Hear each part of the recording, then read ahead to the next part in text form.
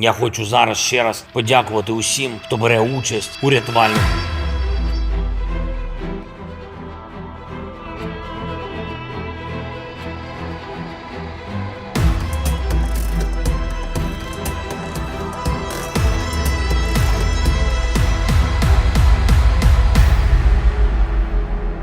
Welcome to the Frontline Reports YouTube channel. The fighting on Ukrainian territory continues in full swing today. Ukrainian fighters ambushed the enemy in a massive ambush early this morning.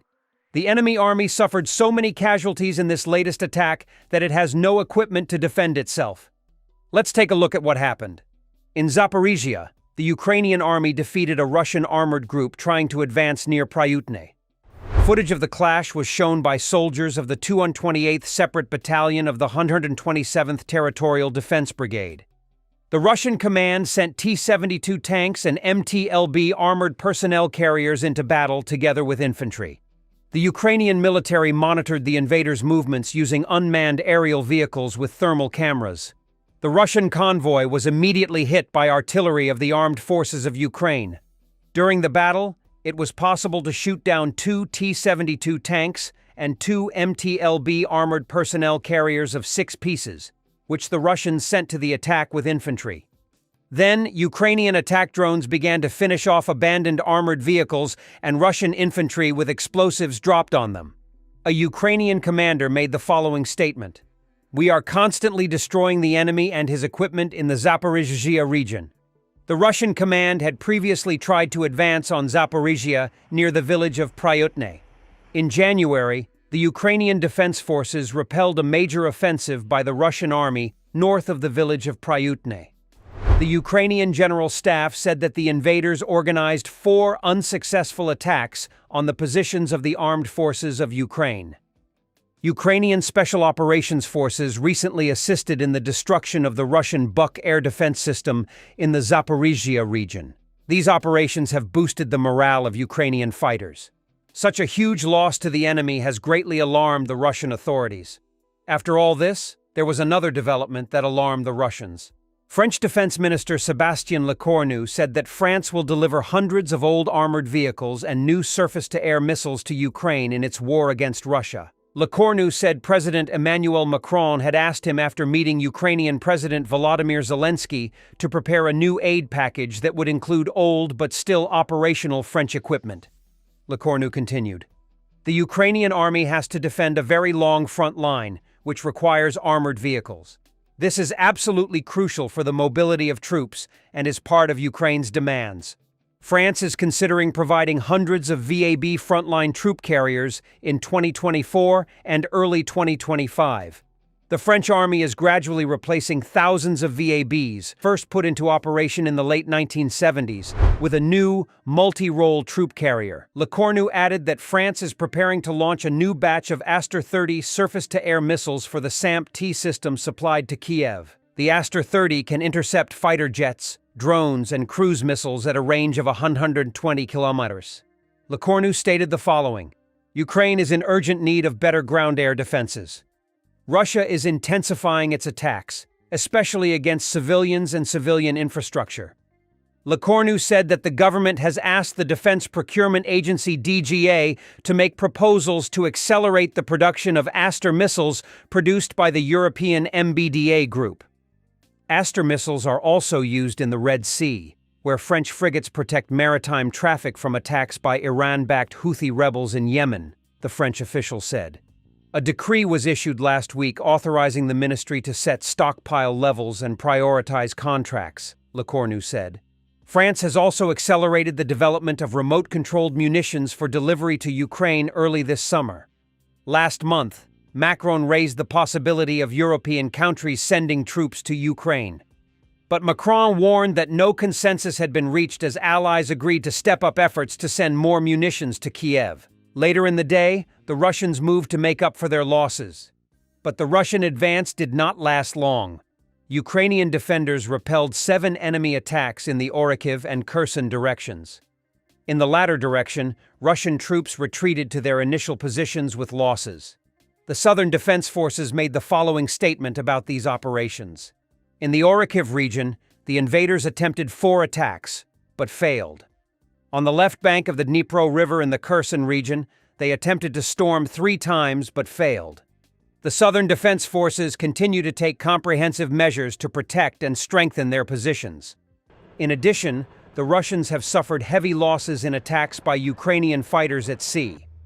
A Ukrainian commander said that after a series of successful strikes, Russia has only one loser missile ship left in the Black Sea. Captain Dmytro Pletenchuk made the following statement: "If we take the carriers of cruise missiles, most of the combat units have actually all been relocated, except for one loser, which has not launched a single missile yet. At the moment, only the Russian warship Cyclone, a Karakurt-class corvette, remains in Crimea." Pletenchuk noted that the Black Sea Fleet was once considered Russia's main force in Crimea, but has been almost completely removed and relocated elsewhere. Ukraine has successfully used missiles and drones to hit ships in Sevastopol, Russia's largest Black Sea port in Crimea.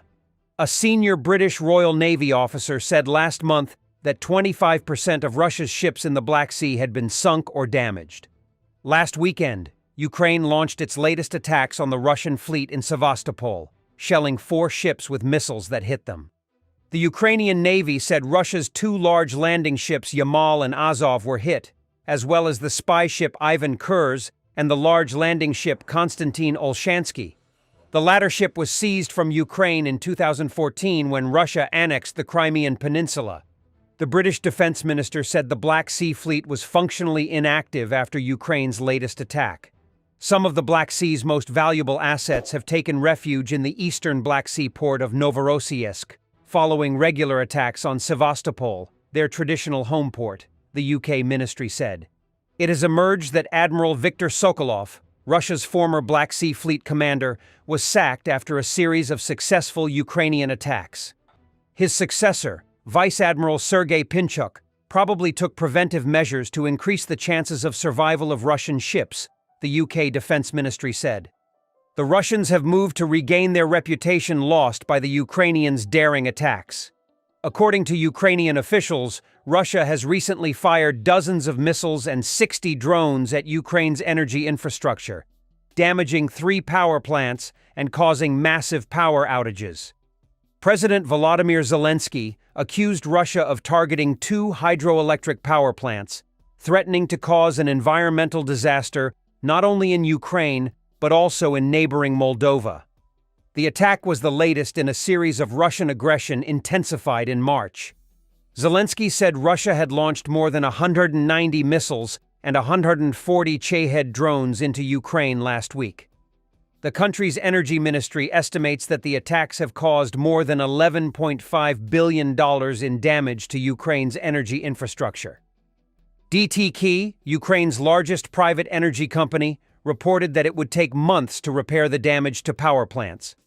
The Dnipro hydropower plant, hit 8 times in last week's attack, will also take years to repair, officials said. Volodymyr Kudrytsky, the head of Ukrenergo, the Ukrainian power grid operator, commented on what happened. "The situation is very different from the last heating season, when there were equipment shortages. The biggest challenge this time is the time needed for repairs," Kudrytsky said. Ukraine has also managed to increase its energy imports from Europe. In a move just before the war, Ukraine unplugged from Russia's power grid and achieved permanent synchronization with the European grid in late 2023. This allowed Ukraine to significantly increase its electricity imports from Europe. Despite these preparations, Ukraine remains vulnerable to attack. Recent missile strikes have left hundreds of thousands without electricity, caused social costs, and prompted the Ukrainian government to renew calls for allies to provide much-needed ammunition for air defense. U.S. Ambassador to Ukraine Bridget Brink described Russia's attacks as barbaric. European Union Foreign Policy Chief Josep Borrell described the attacks as war crimes and called on the EU to speed up the delivery of military aid to Ukraine. Benjamin Schmidt, a senior fellow at the University of Pennsylvania who serves as an advisor on European energy security at the U.S. State Department, said that Russia has been known to use energy as a weapon in Europe and is continuing these tactics now. Schmidt stated the following: Putin wants to make the situation as bad as possible for ordinary citizens in the hope that Ukrainians will tire and force their government to agree to a ceasefire, even if it means ceding territory to Russia.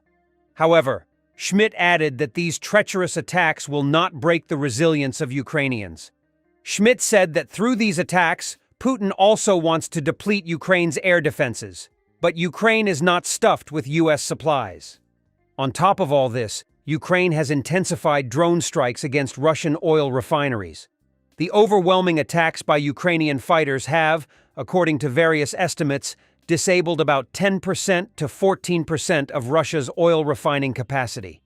Last week, authorities reported that Ukraine had asked Ukraine not to attack Russia's oil refineries. Schmidt said that attacks on Russian oil refineries could be a way for Ukrainians to compensate for the inefficiency of Western sanctions on Russian oil. As we can see, each Ukrainian is skillfully attacking the enemy's most vulnerable points. The Russians are now thinking about how to compensate for so much damage. Thank you for tuning in.